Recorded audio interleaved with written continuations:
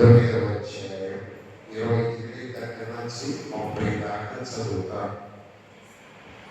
యోహాను సువార్త 19వ అధ్యాయం 28 నుంచి 30 దాకా.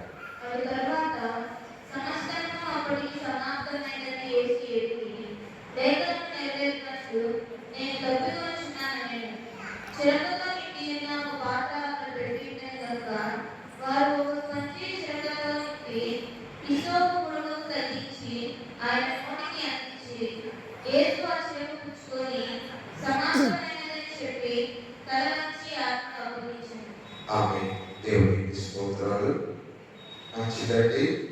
నేను 28 దగ్గర నుంచి ఎందుకు చదివించాను అంటే ఇంకొకసారి 28వ వచనం చదువుతాయి. తరువాత సమస్తము అప్పటికి సమాప్తమైనదని యేసు ఎరిగి, లేఖనం నెరవేరినట్లు నేను తప్పికొనుచున్నానని. తర్వాత 27వ వచనం 30వ వచనం చదువు. యేసు ఆ చిరక పుచ్చుకొని సమాప్తమైనదని చెప్పి తల వంచి ఆత్మను అప్పగించెను. ఇక్కడ గమనించండి. అంతరాయం చూడండి తల్లి. 28వ వచనంలో సమస్తము అప్పటికి సమాప్తమైపోయింది కదా, యేసయ్య తెలుసుకున్నాడు కదా. సుమారి చూడమ్మా, సమాప్తం అయిపోయింది. యేసయ్య సమాప్తమైందని అర్థమైంది. సమాప్తమైందని చెప్పి ప్రాణం విడిచిపెట్టాలి కానీ మళ్ళీ తప్పికొనుచున్నానని ఎందుకన్నాడు? మళ్ళీ ఈ 6వ మాటగా సమాప్తమైనదని మళ్ళీ ఎందుకు అంటున్నాడు? అక్కడే సమాప్తమైందని అన్నా కదా. మీకు అర్థమైంది ఈ మాట? ప్లీజ్ అర్థమైందమ్మా. 28వ వచనంలో సమాప్తమైందని యేసు ఎరిగాడు. ఓకేనా? అర్థం చేసుకోండి. ఎరిగినప్పుడు సమాప్తమైనది, నా ఆత్మను నీకు అప్పగిస్తూ ఉన్నాను అయిపోవాలి కదా. తప్పికొనుచున్నాను అనే మాట ఎందుకన్నా యేసయ్య అక్కడ? ఇది నా ప్రశ్న. మీకు అర్థమైందా?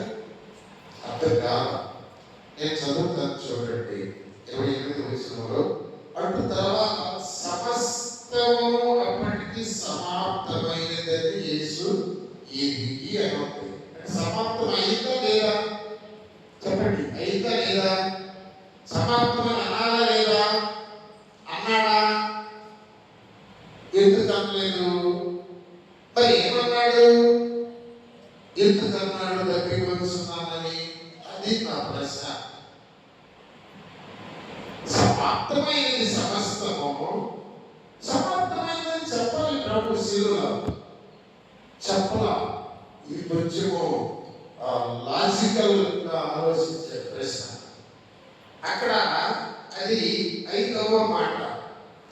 అది 5వ మాటకి కూడాను ముందు మాట కదా.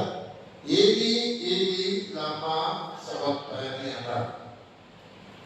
ఎందుకు చెయ్యి విడిచావు? కొంచెం మీరు గమనించాలి. వాక్య ధ్యానం చేసేవాళ్ళు ఎప్పుడైతే ఏది ఏది లామా సబక్తాని అని అన్నాడు అప్పుడే సమాప్తమైపోయిందంతా. ఎలా సమాప్తమైపోయిందంటే చూడండి, మత్తయి సువార్త 27వ వచనం. ఎక్కడ ఏది ఏది లామా సబక్తాని అన్నది? ఇంచుమించు 3 గంటలకు యేసు ఏది ఏది లామా సబక్తాని అని. ఎన్నో వచనమమ్మ? చదివేవారు వాక్యం చెప్పి అధ్యాయం చెప్పి చదవాలి. చెప్పి వాక్యం చెప్పు. మత్తయి సువార్త ఇప్పుడు చదువు. ఇంచుమించు 3 గంటలకు యేసు ఏది ఏది లామా సబక్తాని అని బిగ్గరగా కేక వేసెను. ఆ మాటకు నా దేవా నా దేవా నన్నెందుకు చెయ్యి విడిచితివని అర్థము. అక్కడ నిలిచి ఉన్న వారిలో కొందరు ఆ మాట విని ఇతడు ఏలియాను పిలుచుచున్నాడని వెంటనే వారిలో ఒకడు పరిగెత్తుకొని పోయి స్పంజిని తీసుకొని చిరకలో గుచ్చి పెళ్ళును తగిలించి ఆయనను త్రాగనిచ్చాడు. తక్కిన వారు ఊరకుండి ఏలియా అతన్ని రక్షింపవచ్చు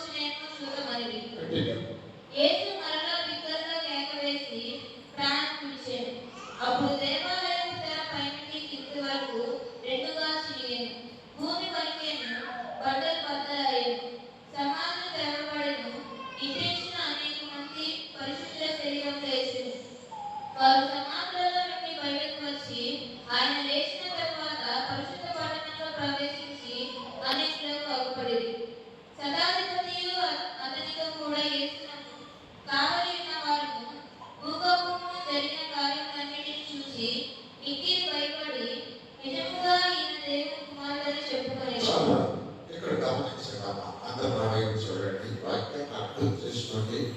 నేను చెప్పి ప్రసంగంలో మీరు ఏ వాక్యం చెప్పినా కూడా ఈ రోజు తీసుకొని చెప్పవచ్చు. ఈ 12 వచనాల్లో ఏది లామా సబక్తాని అన్నాడు. నా తండ్రి నన్ను ఎందుకు చెయ్యి విడిచావు, ఎందుకు చెయ్యి విడిచావు అన్నది అక్కడ ప్రశ్న.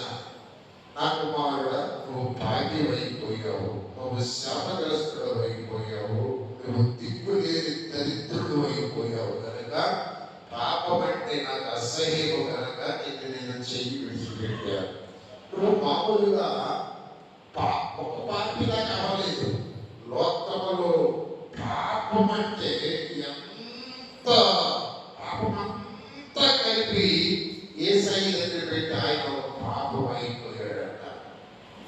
కనుక యేసయ్య చెయ్యి విడిచాడు. నేను పాపం ఎందుకు అయ్యాను అంటే మన అందరి వైపు చూపిస్తున్నాడు. నువ్వు పాపం అవ్వబట్టి వీళ్ళందరూ పరిశుద్ధులైపోయారు, నువ్వు శాపం అవ్వబట్టి వీళ్ళందరూ ఆశీర్వాదం పొందారు, నీవు దరిద్రుడు అవ్వబట్టి వీళ్ళందరూ ఐశ్వర్యవంతులయ్యారు, నువ్వు మరణం పొందబట్టి వీళ్ళందరూ జీవం పొందారు. హల్లెలూయా చెప్పండి. వీళ్ళందరి కోసము నిన్ను నేను ఇలా చేసి వదిలేసినాను అంటున్నాడు. కనుక ఎందుకు అంటే దానికి జవాబు నీవు నేను పరిశుద్ధులుగా ఉండాలి. నేను మాటలు కొన్ని చెప్పాను. ఆయన దైవ నీతి మనకిచ్చి మన యొక్క భ్రష్టత్వము పాపము అంతా ఆయన తీసుకున్నాడు. ఆయన యొక్క ఆశీర్వాద హస్తము, ఆయన బ్లెస్సింగ్స్ అన్ని మనకిచ్చి మన శాపాలు కీడులు అన్ని ఆయన తీసుకున్నాడు. మనలను ధనవంతులను చేయుటకు ఆయన దరిద్రుడు ఆయన రాయబడి ఉన్నది. మనం ధనవంతులుగా బ్రతకడానికి ఆయన దరిద్రుడైపోయాడు కనుక ఆయన చెయ్యి విడిచాడు. ఎప్పుడైతే తండ్రి అయినటువంటి దేవుడు, సృష్టి అయినటువంటి వాక్యమై ఉన్నటువంటి కృపా సత్య సంపూర్ణమైనటువంటి యేసుని చెయ్యి విడిచాడో వినాలి మీరు. సుకుమారి తల్లి వినాలి. చెయ్యి దేవుడు కుమారుడు ఎప్పుడైతే విడిచాడో మొట్టమొదటి కార్యం ఏం జరిగిందంటే, పరిశుద్ధ స్థలానికి అతి పరిశుద్ధ స్థలానికి మధ్యలో ఉన్నటువంటి ఆ తెర పైనుంచి రెండుగా చిరిగింది. 6 అంగుళాల మందం అంటారు తెర. 6 అంగుళాల మందం. 6 అంగుళాల మందంతో అటు ఇటు పూర్తిగా ఈ ద్వారం లేకుండా ఫుల్గా అలా ఫిటప్ చేయబడి ఉంటుంది. ఇటొక ఏరులను అటొక ఏరులను కట్టి బలంగా లాగిస్తే అది చెరగదంట. గట్టిగా ఉంటాయి తెర. అలాంటి తెర దేవుడు చెయ్యి విడిచేసరికి ఒక్కసారి పైనుంచి కింద దాకా చెరిగిపోయిందండి. లోపల ఏముందో తెలుసా? చూడండి నా వైపు. కరుణా పీఠం అన్నది. ఏమన్నది? కరుణా పీఠంలో ఏముందో తెలుసా? మన్నా ఉన్నది. రెండవది అహరోను సిగురించిన కరుణ ఉన్నది. మూడవది మోషేకు దేవుడి చేతి వేలితో రాసినటువంటి ధర్మశాస్త్రపు పలకలు ఉన్నాయి. దాని మీద కరుణా పీఠాన్ని కప్పివేశాడు. ఆ కరుణ పీఠాన్ని చూడండి వైపు. కరుణా పీఠం కానీ తీస్తే ఫిలిస్తీన్లు ఒకసారి ఇందులో ఏముంది పెట్టిందని చెప్పి కరుణా పీఠం తీశారు. ఏం జరిగిందో తెలుసా? అక్కడికక్కడ 30,000 మంది ప్రకటన చేశారు. ఎందుకు చేస్తారు తెలుసా? కరుణ పీఠములో మన్నా ఉన్నది. మన్నా ఇశ్రాయేలీయులు మన్నా విషయంలో వాళ్ళు ఘోరమైన తప్పు చేశారు. వారు మన్నా తినను పాపం చేసి చనిపోయారు. వాళ్ళు దేవుని ఆజ్ఞ మీరేనని దేవుని కోపములకు ఇశ్రాయేలు దేవుని ఉగ్రత పొందుగా మన్నాను అక్కడ ఎందుకు తెలుసా? ధర్మశాస్త్ర పరంగా పెట్టాడు. వాళ్ళు దేవుని యొక్క నిబంధనను రాసి పంపిస్తామంటే వాళ్ళు దూరం చేసుకుని మా దేవుడు ఎగిరారు. ఆ ఉగ్రతకు గుర్తుగా ధర్మశాస్త్రపు పరంగా పెట్టాడు. మూడవది అహరోను సిగురించిన కర్రను పెట్టాడు. అది ఎందుకు పెట్టాడంటే యాజకత్వం కూడా వాడలు వచ్చినాయి. నేను సేవకుడి కాకూడదా, నేను నడిపించకూడదా, నేను చెప్పకూడదా అని అక్కడ ఎవరంటే అహరోను కుమారులలో 120 మంది చచ్చిపోయి చూసావా? చెప్పాను మీకు. అహరోను కుమారులు 120 మంది మోషే మీద సరిగి చెప్పండి ఎవరు అహరోను కుమారులు అగ్ని కాల్చి చచ్చిపోయింది, భూమి నెరవేసి మరి నేను సంఖ్యగా సరే వదిలే. యాజకత్వం కాని తేడాలు వచ్చినాయి. అప్పుడు ఎవరు యాజకులు అన్నప్పుడండి అప్పుడు మోషే కర్ర స్వీకరించింది. వీళ్ళు యాజకత్వం కాడ కూడా గొడవ పడ్డారు, మన్నా కాడ కూడా వాళ్ళు గొడవ పడ్డారు, ధర్మశాస్త్రం కాడ కూడా గొడవ పడ్డారు. కనుక వాళ్ళకి గుర్తుగా ముగ్గురంతా కరుణాపీఠంలో పెట్టేసి కర్ణపీఠాన్ని కప్పివేసి పైన దేవుడు కెరూబుల నుంచి ఆ ముగ్గురంతా రాసేసాడు దేవుడు. కనుక యాజకుడు కూడా సంవత్సరానికి ఒక్కసారి గొడుగుతో కట్టలు కట్టుకో లోపలికి వెళ్ళాలి. అందస్సులో తలుపు తీసేయాలంటే దేవుని ఒక్కరితో పెళ్ళి చేస్తుంది. కనుక ఆయన కరుణ పెట్టాక పిలిచాడు. ఆయనే ప్రభు అయిన యేసుక్రీస్తు వారికి గుర్తు. ఆయన సర్వోన్నాన్ని ఆయనే కలుగు చేశాడు. ఆయన లేకుండా ఏది కలగలేదు. అందుకని ఏం జరిగిందంటే ఆ కరుణాపీఠానికి ఉన్నటువంటి ఆ తల దేవునికి భూమికి మధ్య ఉన్నటువంటి ఆ అడ్డం అనేది అలా పళ్ళుగా విడిపోయిందండి. ఎంత ఘోరం! పాకి కూడా కరుణాపీఠ దగ్గరికి వచ్చిన పాకి అంటే ఆయన కరుణ కప్పేస్తాడు, పాపము వేరు చేసి. కాబట్టి ఏం జరిగింది? మనకు 7 కార్యాలు జరిగినాయి. ఎన్ని కార్యాలు జరిగినాయి? 7 కార్యాలు. గుర్తుపెట్టుకోండి, చెప్తారు. మొదటిది 27వ అధ్యాయం మత్తయి సువార్త, 27వ అధ్యాయము మత్తయి సువార్త 51వ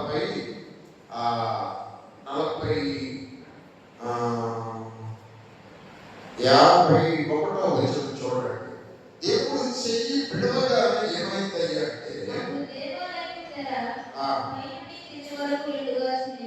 కింద నుంచి పైకి వెళ్ళవలసిన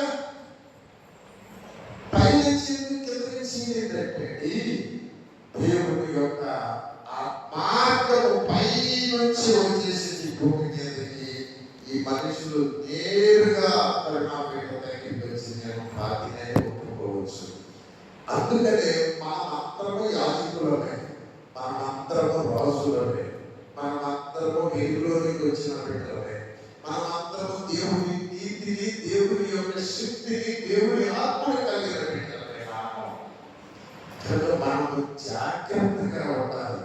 మనం దేవుని నమ్మిన ప్రతి బిడ్డ కింద నుంచి పైకి వెళ్ళే బిడ్డ కానీ భూమి మీద నుంచి కిందకి వెళ్ళే బిడ్డ కాదు. దేవుడిని నమ్మని వారు భూమి మీద నుంచి కిందకి వెళ్తారు, దేవుడిని నమ్మిన వారు భూమి మీద నుంచి పైకి వెళ్తారు. ఇందాక దేశం చెప్పిన వాక్యంలో పైకి వెళ్ళి ఆ పరదేశ్ కూడా కిందే ఉందని చెప్పారు కదా. ఆ పరదేశ్ ఎప్పుడు పైకి వెళ్ళిందంటే ఆదివారం చెప్తాను నేను. అది మీకు ఆదివారం ఉదయం 4 గంటలకి ప్రార్థన చేస్తే నేను చెప్తాను. ఆ 3 స్థలాలు చెప్పింది కదా తెలుసా? ఒక పక్కన హెడెస్ ఉన్నది, ఒక పక్కన పరదేశ్ ఉన్నది, పాతాళ పరదేశు, మధ్యలో అగాధం ఉంది. 3 స్థలాలు ఉన్నాయి పాతాళంలో. యేసుక్రీస్తు వారి కుడి పక్క దొంగ కూడా తీసుకొని నేడు నాతో పరదేశంలో ఉంటామని పాతాళలోకంలోకి వెళ్ళిపోయాడు ఆయన. అక్కడ వాళ్ళందరికీ సువార్త చెప్పాడు. ఆయన ఆత్మరూపిగానే వెళ్ళి వాళ్ళకి స్వార్థ చెప్పి ఆ పరదేశుని చెరగా పట్టుకొని 3వ ఆకాశంలో పెట్టాడు. అది ఆదివారం సరే. ఇక్కడ ఇప్పుడు నేను మీకు ఏం చెప్తున్నాను, పై నుంచి కిందికి చేయదు కనుక కింద నుంచి మనుషులు దేవుని దగ్గరికి వెళ్ళడానికి పరదేశంలోకి వెళ్ళడానికి యేసయ్య ద్వారం ఏర్పరిచాడు. అడ్డం తొలగిపోయింది. నెంబర్ 2 ఏం జరిగింది చదవపాయి, భూమి వణికెను. అమ్మా ఏమిటిది? భూమి ఎందుకు వణికింది? భూమి గడగడ వణికిపోయింది. అయ్యా ఆత్మలు ఎక్కడో నీళ్ళలో నానుతూ భయంకరంగా పొదలు చిక్కుకొని ఉన్నటువంటి నన్ను ఏపి ఆరచేసి ఆకాశానికి భూమికి మధ్యన నిలబెట్టిన నా ప్రభువా, నువ్వు పాపివైపోయావా? నాలో నుంచి తీసిన ఈ పాపులందరికీ నీతి చెల్లించి నువ్వు పాపులమైపోయావా? ఏమండి, మనము మట్టిలో నుంచి తీయబడిన మనుషులే కదండి, అవునా కదా? మట్టిలో మన మట్టే కదా. భూమి వదిలింది కానీ అంత మట్టి, ఈ ఒక్కరకు మట్టి వణుకుతుందా? మనం ఉడుకుతున్నామండి, మనకు భయం వేస్తుందండి. దేవుడు నీ కోసం నా కోసం శిలువలో ఏడుస్తున్నాడు, విలపిస్తున్నాడు. నా పాపము, నా శాపము, నా దరిద్రము తీసుకొని ఆయన విలపిస్తున్నాడని నీ గుండె ఏమన్నా ఒడుగుతుందా? నువ్వేమన్నా భయపడుతున్నావా? భూమి గడగడ ఉడికింది. తర్వాత చదువు 2వ, మొదటిది తెర చిరిగింది, అర్థం పోయింది. ఏమైంది? బండలు హృదయాలు బద్దలవడం లేదండి. ఈ హృదయాలు బద్దలే బద్దలైపోయినట్టు. మరి మన హృదయాలు ఎంత పట్టరా? ఆ యేసు నీ పాపాన్ని తీసుకొని శిలువలో వేయడానికి నీ బండ హృదయం బద్దలైపోయింది. కొండలు బద్దలైపోయి పెరుగుకుంటా వస్తున్నాయి. పంటలు పెళ్ళుగా పెరిగిపోయినాయి. పంటలు బద్దలవుతున్నాయి కానీ ఈ హృదయాలు బద్దలవుతుంటే నరగటం లేదు, కదలటం లేదు. ఈ హృదయాలు ఎంత ఘోరమైన కఠినమైన హృదయాలు ఈ మానవుని. భూమి వణికింది, మనుషులు వణకటం లేదు. పంటలు బద్దలైనాయి, మనుషుల హృదయాలు బద్దలు కావటం లేదు. చదువు.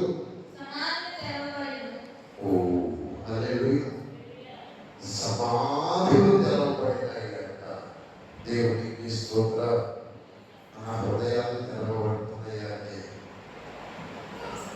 సవాలుతో కప్పబడిన సమాధులు పరిశుద్ధులు సమాధులు తెరవబడినాయి. సమాధి ఆయన చనిపోతే పరిశుద్ధులను పట్టి ఉంచలేకపోయింది. అట్టి ఒక్కసారి భూమి పొడిగింది. భూమి ఒక ఊరు కాదు, ఒక దేశం కాదు, సర్వ ప్రపంచంలోని ఈ సర్వ భూమి ఉడికిందంట. దేవుడు యేసయ్య నుంచి విడిస్తే అక్కడ మొత్తం 7 ఉంటాయి. చదవమ్మా. పరిశుద్ధులు చేశారు, బయటికి వచ్చారు,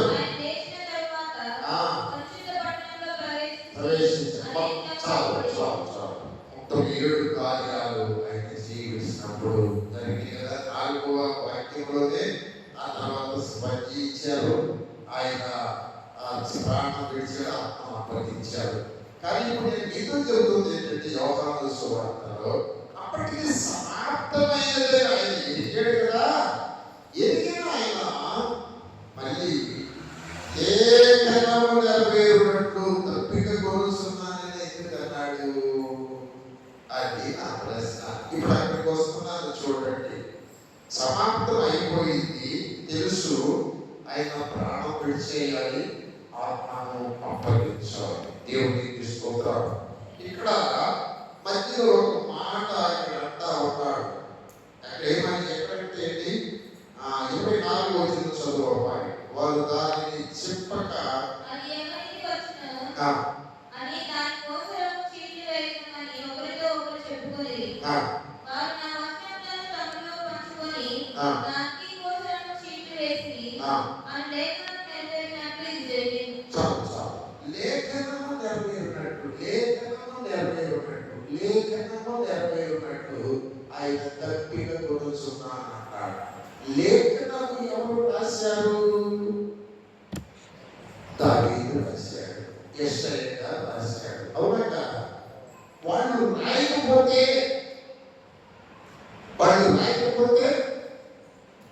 ఈ మాట అరే కలిసి ఇది జరిగింది కదా అంటారు భగవాన్ భక్తులు. అక్కడ వాళ్ళు వస్త్రాలు పంచుకున్నారని ఆయన రాయబట్టి ఆ ప్రవక్త ఆ లేఖను నెరవేరడానికి ఆయన వస్త్రాన్ని తీసి వాళ్ళు చీటి వేసుకున్నారు. ఇదిగో నేను తప్పిక కొనుచున్నాను అని ఆయన చెప్పాడు కాబట్టి చూడండి, ఇక్కడ ఒక మాట చూడండి. కీర్తన 47 అనుకుంటున్నాం సార్, సహాయం చేయకు. కీర్తన 47 తప్పని చెప్పాలి, టైం అయిపోతుంది. ఇష్టం చదవండి వాళ్ళు 47 వచ్చిన 47 47 అనుకుంటారా? అయ్యో అప్పుడు పుస్తకపు పుస్తకంలో నన్ను గురించి రాయబడిన ప్రకారం నేను వచ్చి ఉన్నాను. పుస్తకం చుట్టలో యేసయ్య గురించి రాశాను. మీకు ఒక గొప్ప మర్మం చెప్తాను. నా వైపు చూడండి, అమ్మా నా వైపు చూడండి సార్, జాగ్రత్తగా కీర్తనలోనే ఒక మాట ఉంటుంది. దావీదే రాస్తారు. ఏమని రాస్తారంటే, తల్లి గర్భముల నుంచి నన్ను తీసిన వాడవు ఇవి, నేను పిండమై ఉండగా ఏమమ్మా ఇలా చేయమని ఎవరు మళ్ళీ దేవునికి స్తోత్రం. హల్లెలూయా. ఎన్నో అధ్యాయం చదువు. నేను పాపంలో పుట్టిన వాడిని, పాపంలోనే నా తల్లి నన్ను గర్భమున ధరించెను. నేను అంతరంగంలో సత్యం కోరుచున్నాడు, అంతర్యంగా నాకు జ్ఞానం తెలియజేయుము. అది కాదురా, అది కాదు. సరే, దావీదు రాస్తాడే, నేను పిండమై ఉండగా ఆయన కన్నులు నన్ను చూసేను అంటాడు. దేవునికి స్తోత్రాలు. నా దినములలో ఒక్క రోజైనా గడవక ముందే నా జీవితమంతా ఆయన పుస్తకంలో రాయబడి ఉండేదని అంటారు. ఇప్పుడు చూడండి, నా వైపు బాగా చూసే టైం లేదు. ఒకసారి నా వైపు చూడండి అమ్మా. నీకు తెలుసా, నువ్వు పిండమై ఉండగా దేవుడు నిన్ను చూస్తుంటాడు. కొన్ని పిండాలు 9వ నెలలో, 7వ నెలలో, 5వ నెలలో, 3వ నెలలో జారిపోతా ఉంటాయి. అయితే చూస్తా ఉంటాడు. ఈ గర్భం జారిపోతేనే ఓకే అని ఆయన వదిలేస్తా ఉంటాడు. పిండమై ఉండగా నన్ను చూసి నెలలు నా వైపు చూడండి. ఇక్కడ మీకోసం చెబుతున్నా, మీరు పిండమై ఉండగా ఆయన చూశాడు. మాట్లాడలేదు, నువ్వు పిండమై ఉండగా ఆయన చూశాడు. సుకుమారి సోదరుడు మీరు పిండమై ఉండగా ఆయన చూశాడు. చూశాడా? ఒక్కరోజు కూడా గడపకపోతే నీ చరిత్ర అంతా ఆయన పుస్తకంలో రాశాడా? కానీ ఇక్కడ జరుగుతుంది ఏంటంటే, ఆయన రాసిన ప్రకారం ఆయన చిత్తాన్ని మనం గ్రహించకుండా బ్రతుకుతుందా.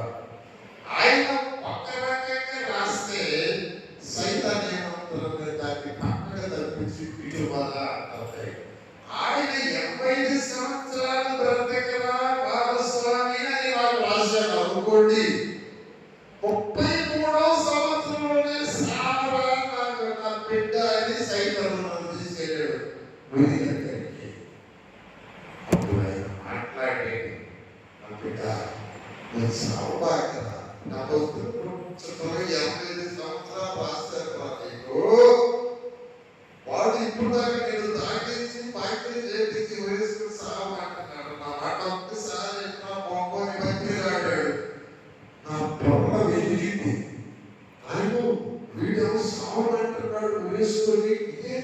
రాజు ఈ ఒక్కసారి దిగరా నా స్వాతంత్రం ఒక్కసారి దిగరా ఏంటి స్వరం అయినా దిగారు 75 సంవత్సరాలు బ్రతికారు. మీరు మీ బ్రతుకులన్నీ కూడా చట్టాలు చేస్తుంది. ఆ పుస్తకం చేతుల్లో రాసిన గురించి దృష్టి పక్కకి తీసుకెళ్ళి ఏమంటే దచ్చలు పెడుతున్నది చట్టాలు చేస్తుంది. పుస్తకం చేతుల్లో రాసిన ప్రకారం అవి ఆయన్ని ఏడు చేతి జరిగినాయి. మళ్ళీ చదవమ్మ 40వ కీర్తనలో 7వ వచనం.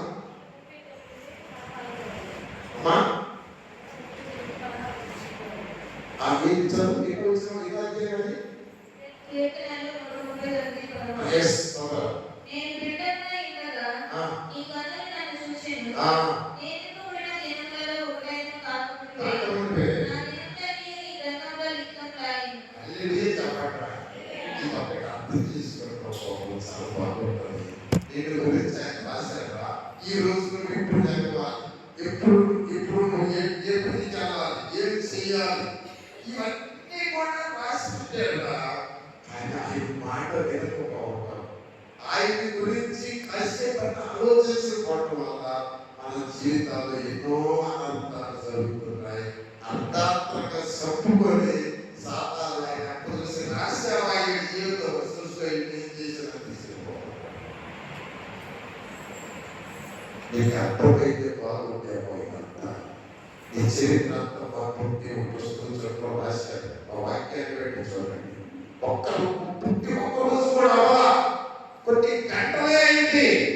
నువ్వు ఏ రోజు ఏం చేయాలి, ఎలా బ్రతకాలి, ఏ ఉద్యోగం చేయాలి, అప్పుడు పిల్లలకు కావాలి, ఏ భర్త కావాలి నీకు, నువ్వు ఎప్పుడు నీ శరీరాన్ని విడిసాయి రావాలి. అప్పుడు నీ శరీరం లేఖనము నెరవేరునట్లు యేసయ్య గురించి పుస్తకం చుట్టూ రాశాడు. నేను తాగుతున్నాను అనాలి, కానీ అప్పుడు సమర్థం అయిపోయింది. కానీ పుస్తకం చుట్టూ రాసి ఉంది తాగబోతున్నానని. అది అనాలి కనుక లేఖనము నెరవేరునట్లు నేను తాగబోతున్నాను అన్నాడు. ఆయనకు చేదు చిరకనిచ్చారని పుస్తకం చుట్టూ రాయబడి ఉన్నది కనుక ఆ చేదు చిరకను ఆయనకు అందించారు. ఆయన వస్త్రములు పట్టు చిందు వేసుకొని పంచుకున్నారని లేఖనము రాయబడి ఉన్నది కనుక ఆ విధంగా జరిగింది. నీ జీవితంలో లేఖనంలో రాయబడిన దాన్ని నువ్వు గ్రహించాలంటే ఆయన ఆత్మ నీకు వచ్చాడు. ఆత్మ కలిగి ఆత్మానుసారముగా బ్రతికే బిడ్డవై ఉండాలి. హల్లెలూయా, హల్లెలూయా. ఈ మాట వింటుండగా మీకు చాలా దేవుడు నేర్పించుగాక. అయ్యా ఈ రోజు నేను ఏం చేయాలి, ఉదయాన్నే లేకపోగానే నా ప్రభువుని అడగాలి. నువ్వు నా గురించి నీ పుస్తకం చుట్టూ ఏం రాసావు ప్రభా, అలా నన్ను నడిపించుకోనయ్యా.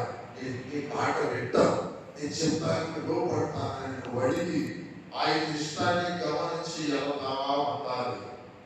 అలా ఏంటంటూ సాతాను అర్థం పడతాడు. ఓ ఎలాగ తెలుసా ఈ ఎండిపోయిందంట ఆ చెరువులో. ఆ ప్రాణాన్ని ఎప్పుడు ఎండిపోతా, ఎప్పుడు తినాలి, ఎప్పుడు తినాలని నాకు కాసుకోవాలంట. ఒక కథ ఇది. ప్రాణానికి ఇద్దరు స్నేహితులు ఉన్నారంట, 2 మొక్కలు రోజు చక్కగా స్నేహం చేసేయంట. ఎండిపోతుంటే ఆ మిత్రమా నాకు ఈ ఇంటిపోతాం పక్కన నీళ్ళు చెరువు అక్కడ ఇంటిపోతాం బాగా మళ్ళీ కలుసుకున్నాం. ఇంకా కలుసుకుని అక్క బాగా కాసుకుంటున్నాడు కాబట్టి వాళ్ళు ఇంటికి తిందామని. మిత్రమా ఎలాగైనా ఆమెకుండదు, నాకు చూపించి ఆ నీళ్ళలో పడేది తీసుకెళ్ళినా నా తక్క. సరే ఒక మాట చెప్తాము, పని చేయండి అని చెప్పి నేను ఈ కథలో ఈ పొలం తీసుకొచ్చి ఈ పక్కన నేను పట్టుకుంటాను, ఈ పక్కన నేను పట్టుకుంటాను, మధ్యలో నోటు తీసుకోమని చెప్పి అంట. ఓకే అని చెప్పేసి నోటు తీసుకుంటాక తాగే ఈ కొంగ కుటుంబాన్ని ఎగిరింది అంట. పాపం సూరు అంటున్నాక ఇంకా జట్టు మొదలు పెట్టేదంట. ఇతడు తెచ్చుకుంటాడు, ఇతడు తెల్లవాడు మధ్యలో తీసుకొచ్చుకుని రాలే ఉంటాడు అంటారట. ఆ గోత్యాలు అసలు బలి పట్లాగా ఉంటాడు, మా మహిళని సంస్తున్నారు, బలి కాలినోడు అన్నమాట. నేను బలి కాలుతానా అన్నమాట. ఆ బయట తీసుకుని తీసుకెళ్తాను. గట్టిగా ఉంది కదా బావగారు శరీరంలో తీసుకెళ్ళి నా పెట్ట ఆ తర్వాత చెప్పాను ఓకే. చెప్పి ఆ తాగేలాగా మనం నోరు తెలుస్తున్నాం. అక్కడ పొగలు చెప్తాం సాపాటు వేసుకుంటాడు, ఎక్కడికి తీసుకెళ్ళాలి ఇది తెలుసా? ప్రస్తుతం చట్టబోధి గురించి రాసి ఉన్నది. దాని ప్రకారం నడవకుండా సాతాను నోరు తిరిగెత్తున్నాడు. తిట్టాలి కాదు బలా, ఎందుకు వాడు వేసుకొని తీసుకెళ్తాను. అందుకే మనకి కష్ట శ్రమలు. ఓకే, ఒక 5 నిమిషాలు చెప్పి నేనే ప్రార్థన చేస్తాను. ఇక్కడ తప్పిక కొలుస్తున్నాను అన్నది ఆయన ఎక్కడ తప్పిక తీరలేదు రాస్తాను. ఆయన ఎక్కడ కడుపు నిండా అన్నది కూడా లేదు. 10 వార్తలో 4వ అధ్యాయంలో ఆయన 40 దినాలు ఏమీ తినలేదంట. ఎన్ని దినాలు ఏమీ తినలేదంట? ఏమి 3 దినాలు దయానందంగా తినకపోతే నేను గుర్తుపట్ల స్థాయి. ఆయన ఈ టీషర్ట్ వేసుకొని వస్తా ఉంటే మొత్తం శివుడు వస్తున్నారని చూస్తే దయానందంగా ఆయన రోజు చెప్పే స్థితులు ఇంకొక రకంగా ఎవరో మనిషి చెప్పినట్టుగా ఉన్నాయి. ఏమంటే మనం 3 రోజులు నేను తప్పనిసరిగా 3 రోజులు ఉపవాసం ఉన్నాను. నేను ఖచ్చితంగా ఇక చేసి ఖాళీ అడ్డుపెట్టుకోవాల్సిందే. ఒళ్ళు వచ్చేసి దేవుళ్ళు వచ్చేసి బాప్తిజాలు అయిపోయి 3 రోజులు ఏం తినలేదు. అందరూ నన్ను ఒక సేవకుడు ప్రేమగా ఎక్కించుకొస్తున్నాడు. నేను ఇక్కడ ఉరిగిపోతా ఉంటాను.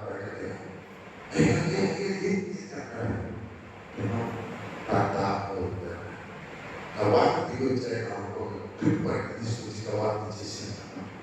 అది ఒక్క దాని తర్వాత బయట ఇక్కడ 3 రోజులు తిండి లేకపోతే దాదాపుగా మీరు ట్రై చేసి చూడండి. చూసారు అయిపోయింది. కొంచెం దయానందంగా ఆగైపోయింది. కొంచెం బాగా ఆపరేట్ నీకు ఆత్మహత్య కదా నాలో రొట్టె తీసుకుంటే దేవునికి బాగుంటుంది. అరే నేను వాక్యం తింటా స్తోత్రం చెప్పండి. నేను వాక్యం తిరుగుతున్నా. మనుషుడు దేవుని మాట వల్ల జీవిస్తాడు, రొట్టె వల్ల కాదన్నాడు. దేవునికి స్తోత్రం. మనందరినీ దేవుడు తన మాట ద్వారా జీవింపజేయుగాక. ఈ అవసరం లేదు, కూరగాయల అవసరం లేదు, నూనె అవసరం లేదు, ఉప్పు పప్పు చింతపండు జీలకర్ర ఏ అవసరం వాక్యం తింటాడు సఫలం. అలా దేవుడు ఆకలి లేకుండా చేయకుండా